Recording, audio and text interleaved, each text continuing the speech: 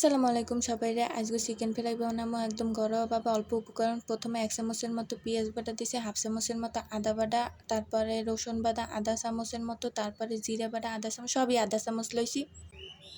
এরপরে ওই দারচিনি এলাইচ আর কি পেস্ট করে লইছি ব্লেন্ডারে। তারপর পরিমাণ মতো মরিচের গুঁড়া, যে যেমন জাল খায়, মুই 1 চামচ লইছি। তারপর হাফ চামচের মতো হলুদ গুঁড়া, পরিমাণ মতো লবণ লই মাখাজাকা করছি। ঘরে টমেটো সসও আসলে না, তারপরে সয়া সস আসলে না, এই জন্য আর কি টমেটো আসলে তারপর ওইটারে পেস্ট করে লইছি। এরপর পরে দিয়ে দিছি, মনে আসলে না।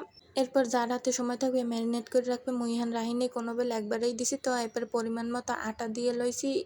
এর মাথার দ্বারা যা পাইছি সেই বান্ডাই লইছি। তারপর আটাটার মধ্যে প্রথমে কোট করে এরপর আর এক বান্ডা পানি লইছি। তারপর পানিতে চুবাই আবার এই বান্ডা আনছি। আইন এরপর সুন্দর করে আর কি চাপে সবগুলো কোট করে লইতে হইবে। মুই হাতের দ্বার যা পাই আসলে হেইয়েই লই। আমি খুবই দুঃখিত এই স্টিলের বান্ডবাটি দেহেন না লেগে।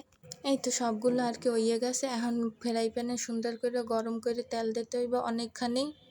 তেলগুলো গরম হইলে পরে সবগুলা দিতে হইবে। তো এইরকম কাইট করে সিটতে যেরম যার মন চায় সেইরম পাইলে সবগুলা ভাজতে হইবে এপিট ওপিট করে। তো এই ভাজতে যাই যে কত তেলের চিরুনি খাইছি, হ্যাঁ মুই জানি।